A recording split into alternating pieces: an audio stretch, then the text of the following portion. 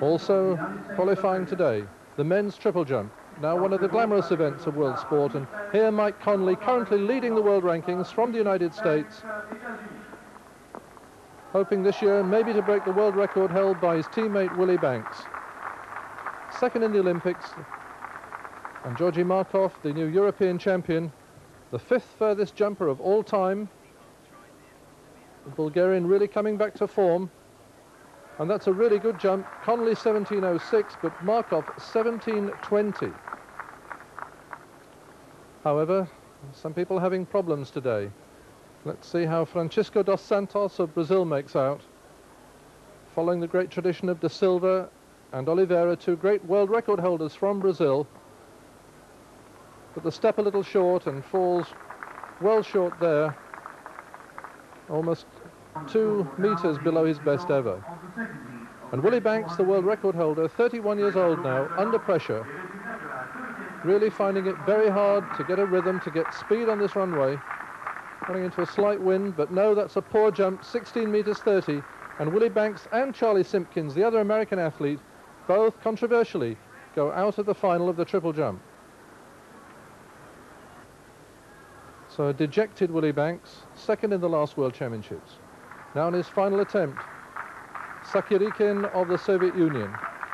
Not one of the better known Russians, but a very fine jumper, and that's an excellent triple jump. Measured at 17 meters 35 to lead the qualifiers.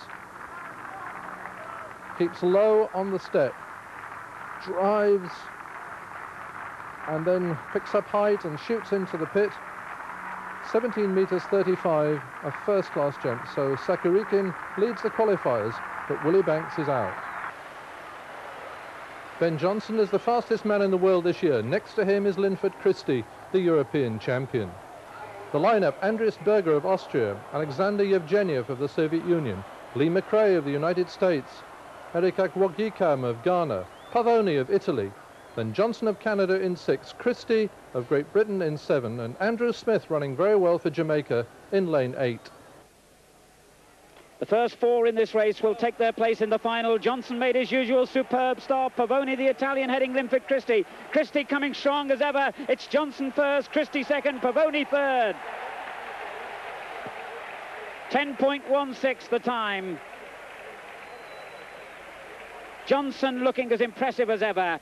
The first 4 in this race would be certain qualifiers for the final. Johnson, all in red, in lane 6, made a splendid start and was really heading Christie at this stage. So too was the Italian Pavoni, but Christie coming strongly over the final 30 metres, forcing his way through into a good second position ahead of the Italian.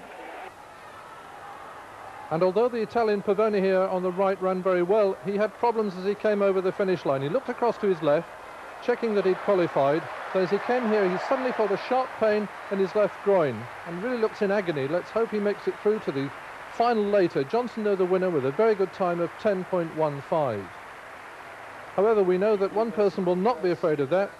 That's the reigning world and Olympic champion, Carl Lewis, who draws the outside lane in the second semi-final.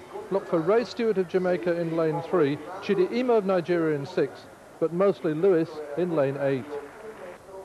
The world and Olympic champion, Carl Lewis of the United States, is in lane 8 in this second semi-final of the men's 100 metres. The other contenders, Chidi Imo, all in white, of Nigeria in lane 6, and the yellow-vested Jamaican Ray Stewart in lane 3. 4 to qualify for the final. Carl Lewis has looked silky smooth, not the best of starters, but look how he turns on the power in the final 50 metres. Brishkin of the Soviet Union also going well, and Stewart in the yellow vest, but it's Lewis from Stewart. 10.03 as well. That's what he clocked in the very first heat, although it was subsequently rounded up to 10.05. And Lewis looking brilliant again. He doesn't start fast, or doesn't seem to, because it takes him a long time to get those long legs moving. But once he hits top stride, he's taking about 1/3 of a metre off every other runner. Enormous long stride. Stewart runs very well in lane 3, but at 10.03, it's his second championship record in 3 races. Good run by Stewart in second place. Kovacs and Brisgin also make it to the final. And now let's look how the women fared in their semi-finals. A very strong first semi-final for the women's 100 metres. The leading lanes, Silke Gladish, East Germany in 4, Merlin Otti of Jamaica in 5, Angela Isayenko of Canada in 6. The first 4 to qualify for the final.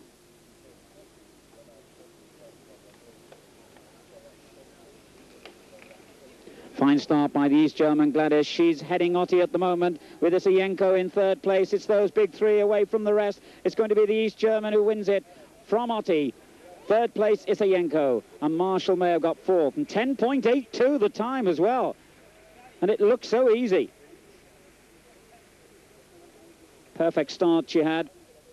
And certainly will be a leading contender for the gold medal. Merlin Otti suffers her first defeat of 1987 behind the East German. She's the yellow-vested Jamaican, and a fine run by Isayenko to take third. It was close between the two Americans for fourth. Three girls under 11 seconds, Gladys, Otti and Isayenko. Let's see if Heike Dreschler can do the same in the second semi-final. Marley Sker in lane 8 heads a very powerful lineup in the second semi-final of the women's 100 metres, and it would take an enormously superb run by Paula Dunn of Great Britain in lane 1 to qualify in the first four here. Ger in 8, Drexler in 3, Naneva in 5, Koeman in 6. A very strong lineup.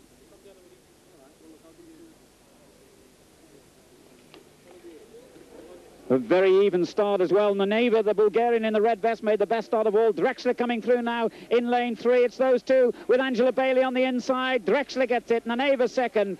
Bailey third. And Diane Williams fourth. An even start. Naneva, who's in very good form this season, running in lane 5 in the red vest of Bulgaria, ahead of them. Drexler, we know, in the blue vest there in lane 3, would come on strong towards the end of the race, which she did. The red-vested Angela Bailey of Canada just frozen out of third place by Williams, but still qualifies.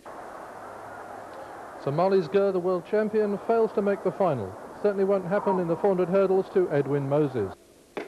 Heat 1 of the men's 400 metres hurdles. Very tough qualification standard here. Only the first two will definitely qualify for the semi-final. And the man running already brilliantly on the inside, all in blue, is the reigning world champion and Olympic champion Ed Moses of the United States. On his inside is Martin Gillingham of Great Britain, who's got a terrific job on his hands here to qualify. But four fastest losers will also join the first two in each of these heats. So there's an outside possibility for him. Also going very well here, all in white in the middle, is the Nigerian Henry Amiki, an Olympic finalist in 1984, and in fine form at the moment.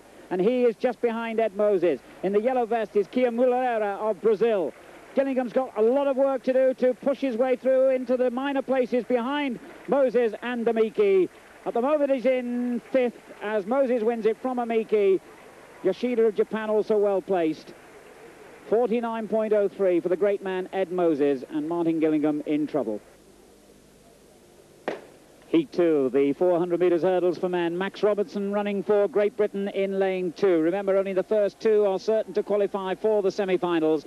Also in this lineup, and making the best start all alone in lane 8, because lane 7 is vacant, is Danny Harris, the 21-year-old Olympic silver medalist from the United States. Far left-hand side of the picture, all in blue. The man who ended the great Ed Moses winning streak earlier this summer. Robertson has made a good start, certainly, and run a very strong first 200 metres. Eat, the white-vested West German in the centre, who's only 20. The man they're saying could replace Harold Schmidt one day. Also running well, but Robertson in a very good position here. He's a clear second at the moment if he can keep going. It's been a very fine run by Robertson. Ochako, the red-vested Kenyan, also well placed, but Robertson, if he can hold on, will take second behind Danny Harris, and that's a fine run by Max Robertson. 48.73 for the winner, Danny Harris. But what a great run by Robertson to take second.